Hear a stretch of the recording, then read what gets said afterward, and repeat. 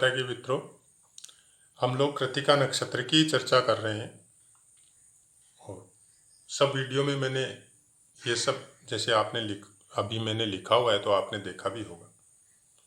वो सब के विषय में मैं बता भी चुका हूँ। देवता अग्नि है, कृतिका का स्वामित्व सूर्य के पास है, चारों चरणों का स्वामित्व अलग अलग है।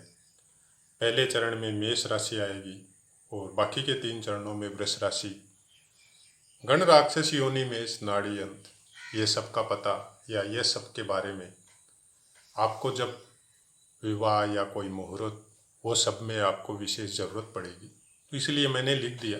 हालांकि बातें इनकी नहीं हो रही है, मुहूर्त वगैरह की बातें मैं नहीं कर रहा हूँ फिलहाल। उनके लिए मैं अलग से वीडियो बनाया हुआ है मेरा, और भी जब समय मिलेगा तो मुहूर्त के विषय में और हम लोग चर्चा करेंगे। फिलहाल बातें कर रहे हैं कृतिका नक्षत्र में ग्रहों का प्लेसमेंट और उनके ऊपर दृष्टि होगी बाकी ग्रहों की। पर्टिकुलर नक्षत्र के विषय में संपूर्ण जानकारी सब नक्षत्रों की मैं पहले ही पोस्ट कर चुका हूँ, तो आप पुराने वीडियो मेरे सुने और एक वीडियो सुन के किसी निष्कर्ष पे नहीं जाइए। आपको इस चैनल से अगर कुछ सीखना है, मैं मेहनत कर रहा हूँ सिखाने की। आपको अगर सीखने की मेहनत करनी है तो आपको पुराने वीडियो सुनने पड़ेंगे। वो वहाँ जाके सुने, आपको बहुत कुछ नया देखने को भी मिलेगा। और कुछ ऐसा भी हो सकता है कि जिस चीज़ों से, जिन बातों से, जिन योगों से आप भ्रमित होकर रखे हैं, उन बातों से भी आप निकल सके। उन भ्रमजाल जो आपके दिमाग में सेट हो चुका है या डर बैठ गया है, उससे आपको निकाल सकूं। मेरी कोशिश यही है कि मेरे बताने से अगर कुछ परसेंटेज ऑफ ज्ञान पिपासु जो ज्योतिष के हैं, उनको अगर सही जानकारी मिल सके तो मेरा चैनल चलाना फिर सार्थक हो जाएगा। मेरी इच्छा यही है। मैं कोई फेमस होना या कोई बड़ा होना या वो वैसा मेरा कोई दिमाग में कोई है भी नहीं। और वही एक कारण है कि न तो मैं अपनी जानकारी देता और न मैं कोई खुद ऑनलाइन आके या अपना फेस देख के मैं कुछ बताना चाहता, क्योंकि मैं प्रोफेशनल एस्ट्रो नहीं हूँ। इस चीज़ से, इस ज्ञान से मैं कुछ अर्जन नहीं करना चाहता। ये मेरा आज का, अभी तक का सीख रहा हूँ, यही औचित्य है। जन्म कुंडलियों का प्रिडिक्शन करता हूँ, लेकिन अपनों की, जिनको मैं जानता हूँ उन्हीं की, वो भी एक सीमा तक, कि जो मेरे को एक्चुअल में जानते हैं कि ये सब विषय में जानता है, उन्हीं की, बाकी सब की नहीं। हर जगह मैं बताना या करना नहीं चाहता। उसका एक कारण है कि मेरे जीविकोपार्जन के लिए मैं अपनी सर्विस करता हूँ, उसमें मेरा समय लगता है, और उसके बाद में जो समय मेरे को मिलता है मैं यही सब का अध्ययन करता हूँ। चैनल चलाने का कारण आपको भी पता है कि कोरोना में मोस्ट प्रोबेबली बहुत से आदमियों को घर में ही बैठना पड़ गया, काम धाम नहीं है। मेरे साथ भी यही प्रॉब्लम है। तो जो समय मिला तो उसको क्या करें, तो जैसा आदमी होगा वैसा लाइन में जुड़ेगा। सोशल मीडिया का टाइम है, तो मैं भी ज्योतिषियों के चैनल से जुड़ा।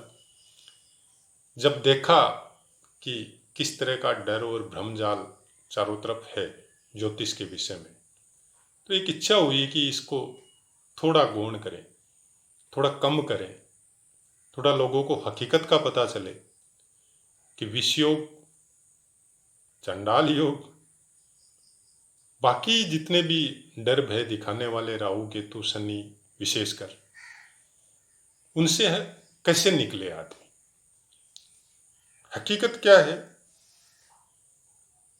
होना क्या चाहिए था और हम लोगों को सुनने को क्या मिल रहा है। उसीलिए मेरा चैनल चलाने का इच्छा हुआ और वही मैं काम कर रहा हूँ। 125 के आसपास मैं पाठ दे चुका हूँ। आप अगर शुरू से सुनते हुए आएंगे तो आपको बहुत कुछ नया सुनने को पता चलेगा। और हकीकत में वो कोई नया नहीं है, हम लोगों का ज्योतिष शास्त्र वो ही है, वैसा ही है। किसी भी चीज में अच्छा या बुरा दोनों पार्ट होता है, लेकिन अच्छे को छुपाएं और बुरे ही बुरे का एडवर्टाइजमेंट करें। बुरा भी बुरा नहीं होता है, पहले बात तो आपको यह समझना पड़ेगा कि कोई भी ग्रह खराब नहीं होते, सब ग्रह अच्छे हैं।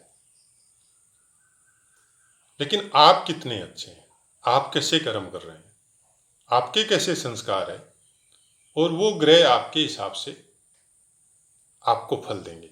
कोई भी ग्रह, कभी भी देख लीजिए आप कि किसी भी ग्रह की महादशा आपको चालू हुई, चाहे वो खराब से खराब, जिनको आज के समय में बोला जाता है, उनकी भी अगर चालू हुई तो किसी किसी को तो बहुत अच्छी जाती है वो महादशा, और किसी को खराब जाती है।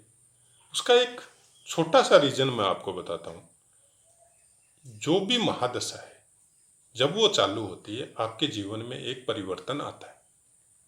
आपसे कल से किसी को एक ग्रह की महादशा आई, पहले से कोई दूसरी चल रही है, तो आप देखिएगा जो पहले से चल रही है उसका लास्ट का 1 साल या 6 महीने का पीरियड में आपके जीवन में कुछ उथल पुथल होगा, कुछ अलग चेंजेज आएगा आपके काम धंधे में, आपके दिमाग में, आपके रहन सहन में, आपके व्यक्तित्व में, आपके बोलने में, आपकी दिनचर्या में अजीब से परिवर्तन आते आते जब उसकी महादशा आएगी तो वो परिवर्तन पूरी तरह हो जाएगा।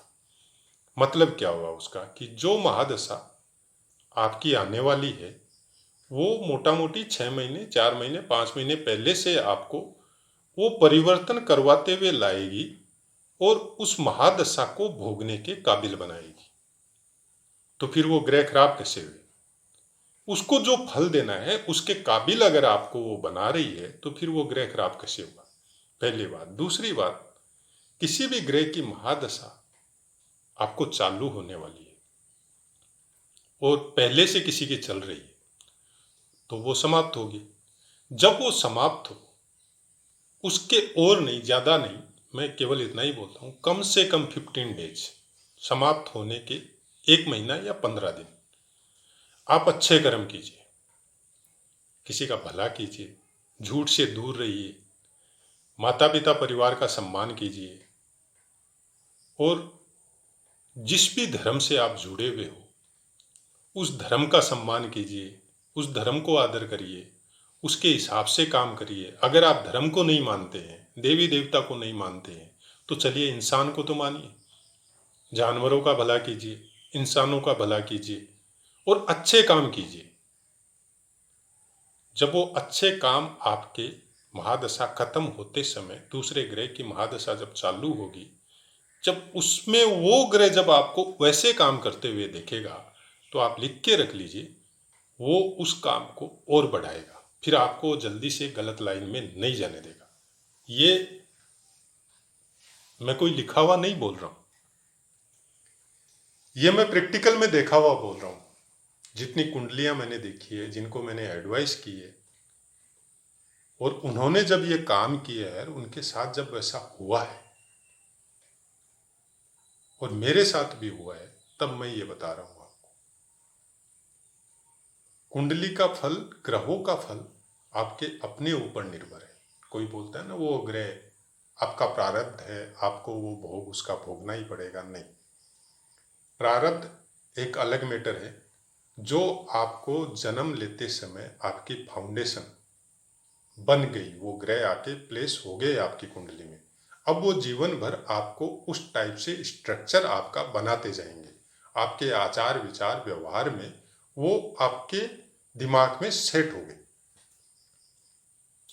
अब आप अगर कर्म उनके हिसाब से कर रहे हैं तो वो ग्रह स्मूथली आपकी जो भी प्रारब्ध है या कर्म के हिसाब से आपके साथ एकदम बढ़िया से करते हुए चले जाएंगे।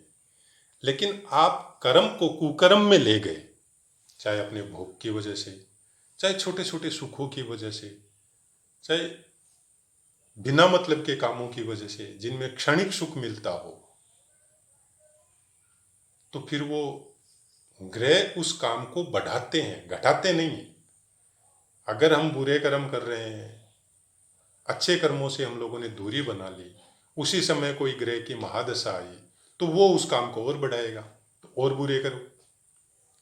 ग्रहों के विषय में आपको यही सोचना पड़ेगा कि ग्रह कोई भी आपके काम में अड़ंगा नहीं लगाता है, उसको रुकावट नहीं देता है। रुकावट हम लोग खुद करते हैं। तिथियों के विषय में हो, नक्षत्रों के विषय में हो, थोड़ी सी जानकारी अगर हम लोग रखें, चाहे मुहूर्त वगैरह हो, तो हम लोग बहुत कुछ गलत चीज़ों से, गलत बातों से दूर हो सकते हैं। वही भ्रम को दूर करना और वही सही ज्ञान जो मेरे को प्राप्त हुआ है वो आपको देना मेरा कारण चैनल चलाने का केवल इतना ही है। तो चलिए कृत्तिका नक्षत्र में शनि की बात करते हैं। तो शनि अगर प्रथम चरण में हो तो जातक का जीवन शुरुआत में थोड़ा दुखी होता है, लेकिन बाद की जिंदगी धीरे धीरे सुखी होते जाती है। जातक पिता के प्रति आदर का भाव थोड़ा कम रखता है। विघ्न कुछ रोग भी उसको घेर सकते हैं, जैसे डाइजेस्ट वगैरह में कोई प्रॉब्लम आ सकती है, और सामने वाले से किसी भी काम में थोड़ी ईर्ष्या की भावना भी रह सकती है। दूसरे चरण में जीवन कुछ असंतुष्ट रहता है और पारिवारिक जीवन भी कुछ तकलीफदेह हो सकता है, और कुछ मतलब भोग विलास में भी कुछ मतलब प्रॉब्लम आ सकती है आदमी को। मतलब कोई भी सुख के संसाधन है उससे उसमें कुछ कमी हो सकती है। तीसरे चरण में कृषि कार्यों से लाभ पाता है, अगर खेती वगैरह का काम करता है इंसान तो उससे उसको लाभ मिलता है। चतुर्थ चरण में अगर हो तो उस पे अगर चंद्रमा की दृष्टि हो तो फीमेल से, और फीमेल है तो मेल से अच्छी सफलता होती है, और उससे वो धन भी, उस सफलता की वजह से वो धन भी अर्जित करता है। मतलब जैसे बोलते हैं ना कि मेल के पीछे फीमेल का हाथ होता है, फीमेल के पीछे मेल का हाथ होता है वो ऊपर उठाने में, वैसा कुछ यहाँ पे बताया गया है।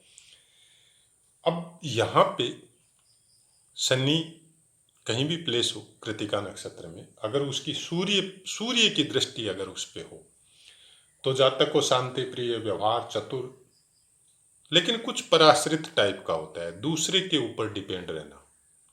मतलब आप सर्विस कर रहे हैं तो मैनेजर के ऊपर डिपेंड, या उस दुकान के मालिक के ऊपर डिपेंड, तो ऐसा कुछ देखने को मिल सकता है। चंद्रमा की अगर दृष्टि है तो वो शुभ फल देती है। जातक धनी, सत्ता पक्ष, स्त्रियों के संगत से विशेष लाभ प्राप्त करता है। मंगल की दृष्टि हो तो सुखी किंतु थोड़ा ज्यादा बोलने वाला बनाती है। बुध की दृष्टि कुसंगति का शिकार हो सकता है, तो इससे थोड़ा बचना पड़ेगा आपको, सही आदमियों के साथ संगत रखना पड़ेगा। गुरु की दृष्टि शुभ फल देती है, जातक परोपकारी तथा समाज में अच्छा नाम कमाता है। शुक्र की दृष्टि जातक को सभी सुख एक आमोद प्रमोद के साधन उपलब्ध कराती है, और सत्ता पक्ष से ऐसा जातक निकट होता है। शनि का जो फल है कृत्तिका नक्षत्र में, और उसके ऊपर ग्रहों की जो दृष्टियां है उसका ये फल है। आप उसको जब समझे, किसी भी सब पाठों को सुने आप, क्योंकि कृत्तिका नक्षत्र के बारे में मैंने पूरे ग्रहों के शनि तक अभी बताए हैं, राहु केतु का नेक्स्ट पार्ट में बताएंगे। तो उसके हिसाब से जब आप देखेंगे तो सामने वाला जो ग्रह आपको देख रहा है, शनि को देख रहा है, वो कौन से नक्षत्र में बैठा है उसको भी देखिए। उसके बाद में बाकी जो भाव वगैरह है, लगन कुंडली है, उसका अपना एक इफेक्ट है। सबको हम लोग सम्मिलित करेंगे तब जाके कुछ प्रिडिक्शन हम लोगों को प्राप्त होगा। और उसके बाद में भी बहुत कुछ है, अष्टक वर्ग है, वर्ग कुंडलियां है, तिथि का भी अपना एक अलग महत्व होता है, कौन सी तिथि में जातक का जन्म हुआ है। तो ऐसा बहुत कुछ है जो उसी को पूरा बहुत कुछ मैंने बताया भी है, क्योंकि वीडियो जब ज़्यादा हो गए तो बहुत कुछ बताया हुआ है, बहुत कुछ अलग टाइप का जो जो किताबों में जिस तरह से लिखा है, और आज के समय में वो कैसे हम लोग प्रेजेंटेशन दे सकते हैं उसका, उसके बारे में भी मैंने साथ में बताया है। तो सब चैनल को शुरू से अगर आप पाठ सुनते हुए आएंगे तो मेरे को इतना तो पता है कि आपका दिमाग में बहुत अच्छा से सेटिंग होगा। कोशिश यही कर रहा हूँ कि ज़्यादा कठिन शब्द मैं यूज नहीं करूँ, नॉर्मल शब्द जो हम लोगों की भाषा में आसानी से समझ में आए वैसे ही शब्द मैं यूज करता हूँ, और उसी तरह से समझाने का भी कोशिश करता हूँ। बाकी आप लोगों की इच्छा है कि आप किस तरह से समझते हैं। अगर कोई तकलीफ आ रही है पाठ को समझने में, मेरे बताने में, तो आप कमेंट कीजिए, मैं 100% आंसर दूंगा। और कुछ सुधार की अगर आवश्यकता है तो वो भी मेरे को सजेस्ट कीजिए, जरूर सुधार करूंगा। जय माता की मित्रों।